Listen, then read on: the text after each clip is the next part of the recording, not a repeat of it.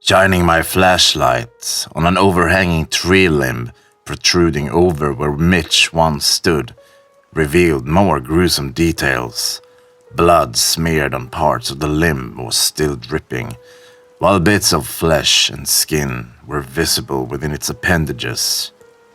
Whatever did this to Mitch must have attacked him from directly above, I thought, before spotting something circular and white glistening in one of the smaller branches. Initially noting whatever it was had a red tadpole-like tail, I began retching upon realizing it was a human eye. After my puking episode, I took a few recollective breaths before grabbing the radio, but was bear-hugged by a pair of arms that violently dragged me from the brook. "We gotta go now!"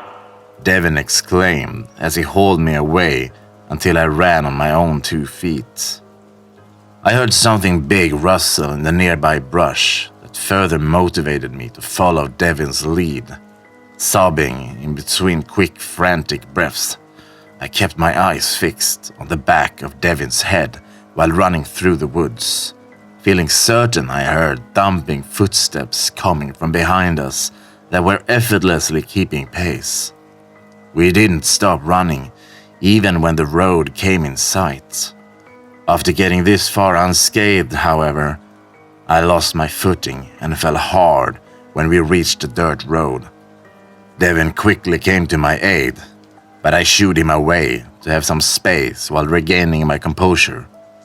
"We gotta find the others," Devin said in between gasps, standing hunched over alongside me, grasping his knees.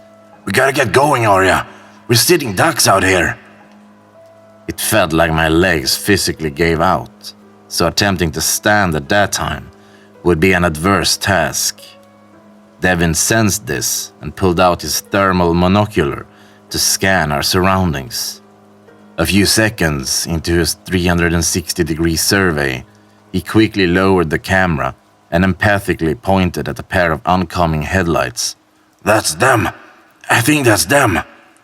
Devin said eagerly, with some giddiness in his voice. Seeing the headlights was rejuvenating and gave peace of mind. Knowing we wouldn't be out here much longer, I got onto my wobbly feet and walked up alongside Devin, who, like me, was matted in sweat and dirt.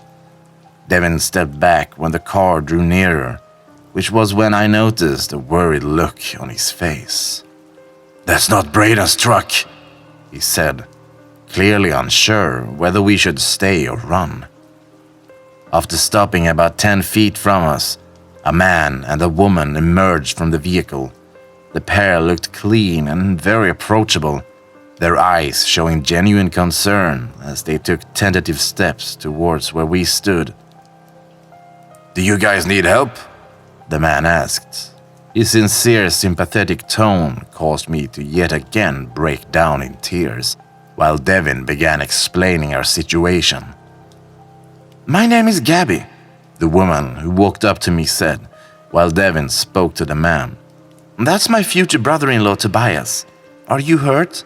You guys don't look okay." Our friend is dead, was killed in the woods," I stammered, while giddily pointing in the direction from which we came. "We have to get someone. I have to call for help." While offering me some water, I noticed the gold bracelet Gabby wore that had a pink heart-shaped charm. Graciously taking the bottle, I took a few gulps and finished catching my breath before being able to speak coherently. "That's a nice bracelet," I heard myself blur out as I was hit with a sense of calm. "I'm Arya." Looking at her wrist, Gabby smiled and politely chuckled. "Exactly why we're here," Gabby said before ushering me towards the car. "We're looking for my sister Claire." I nodded at Gabby as we rejoined Devin and Tobias by the SUV. "We're looking for Bigfoot," I muttered softly. "They'll help us find the others," Devin said, motioning for us to get in Tobias' vehicle. We climbed in the back, relieved our nightmare ended before it could start, but were still shaken by what we saw. "They're looking for his fiancée, Claire, who vanished here a few days ago," Devin told me as we sat in the car, while Tobias and Gabby went to get some blankets from the trunk. "Gabby's sister," I added, to which Devin nodded. "They're gonna get us to help quicker," he said softly. I was distracted by another set of headlights approaching from behind the SUV. Thinking it must have been the static team, I was surprised when a black two-door Jeep pulled up alongside Tobias and Gabby. They briefly spoke with the driver before he rolled forward and stopped in front of the SUV. "Who is that?" I whispered to Devin, while we watched Tobias and Gabby continue speaking to the driver. "Do you think they've got something to do with what happened to Mitch?" Devin motioned for me to stay quiet when Tobias and Gabby started heading back to the car. "You're in luck," Tobias said as he and Gabby got into their seats. "That was the game warden. We told him what's going on and he's taking us back to the station." "What about the others?" I asked with visible concern. "They're still out there with whatever killed Mitch." "You want to get us to the station first, then you'll find your friends," Gabby said while handing me a blanket. "It's only a few miles down the road." Tobias remotely closed the trunk before he started following the Jeep. Nobody said anything for the first few minutes, which I spent scanning the road for any signs of the static team. "So you're looking for Bigfoot?" Gabby asked, breaking the timid silence. Devin and I nodded. "Devin and the others are investigators. I'm covering them for the paper I write for," I replied, tightly hugging the blankets. "Where'd you get that bracelet?" "I made it, actually," Gabby said, looking down at the heart-shaped trinket and smiling. "I made one each for myself, my sister, and her daughter, my niece." "The one you're looking for?" Gabby nodded. "Her daughter went missing a few years ago," Gabby continued, lightly tapping her bracelet's heart-shaped charm with her finger. She's been searching for her ever since. I made the bracelets right before I last saw my niece. Still remember putting it on her little wrist." My eyes locked onto the rear view mirror when I saw a brief flash of something light red.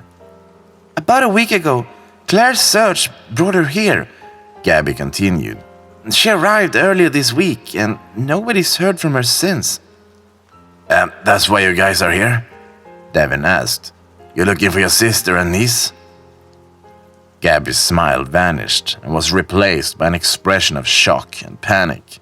She screamed, but it was drowned out by an even louder, deeper, guttural shriek as a reddish-white figure sprung from the trunk, plopping in the back seat between Devin and I. Its slender arms violently thrashed about, trying to grab one of us with its massive, oversized hands. The few glimpses I caught of our attacker revealed it was a man with bare, reddish-beige skin covered by light ashy gray blotchy patches. I noted its roundish jaw, massive forehead, green eyes, scrunched nose, and a few small clumps of scraggly gray hair growing from its balding head. The entire car erupted in screams as the deranged maniac went straight for Gabby and Tobias.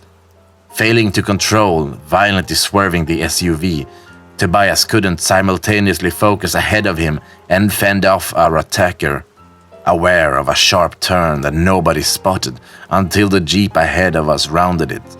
He was engaged with the monstrous assailant, savagely clawing at him when his car drove off the road down an embankment.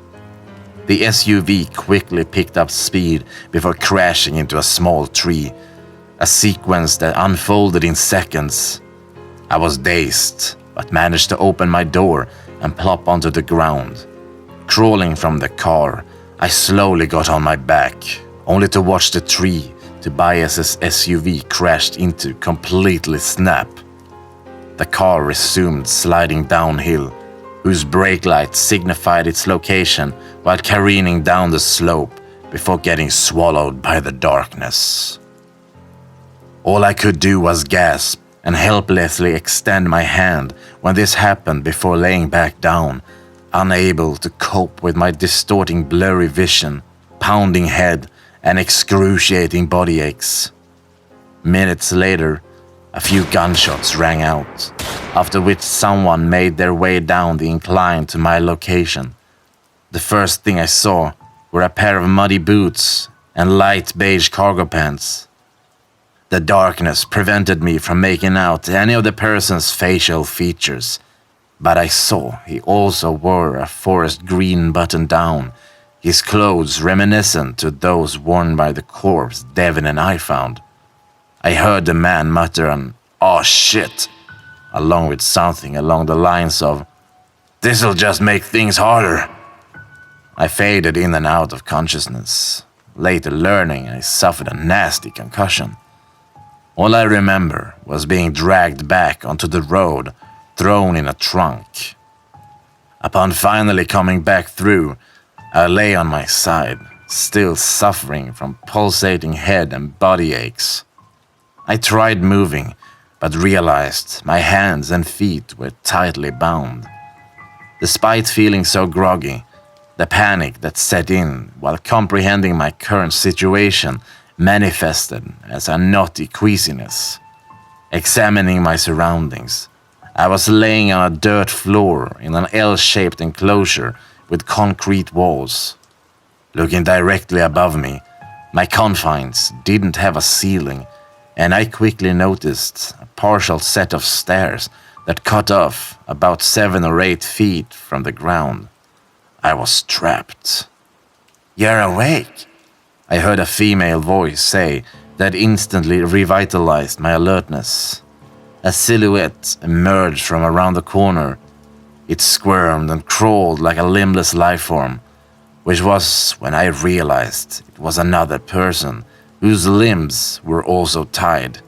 She looked very thin and frail, with pale skin, clothes, and scraggly dark red hair covered in dirt and grime. She had a small face with animate blue eyes, whose intent, hopeful stare locked with mine. "You can free us," the woman said, who maneuvered towards a pipe sticking from the ground. "If I push this pipe down, the other end will jut out of the ground right by you. Its edge is sharp enough to cut through your rope." Not waiting for my response, she pushed on the extruding pipe, which slowly sank into the ground. Just as she said, the pipe's serrated opposite end rose from the ground right where I lay. I slowly nudged towards the pipe and feverishly rubbed the twine around my hands against its jagged edge. It took a few minutes to cut through the rope and untie my feet, all while ignoring the debilitating pains and sores plaguing my body. I was a little unsteady standing, but managed to untie the woman. While getting up, something around her wrist got stuck on the pipe. She tried shaking free, but had to manually unsnag herself, which was when I noticed a bracelet she wore had gotten caught. It was gold, with a familiar-looking pink heart-shaped charm dangling from its chain. It took a second, but upon remembering where I saw that same exact bracelet before, the realization hit me like a knockout punch. "Claire?" I heard myself ask the woman.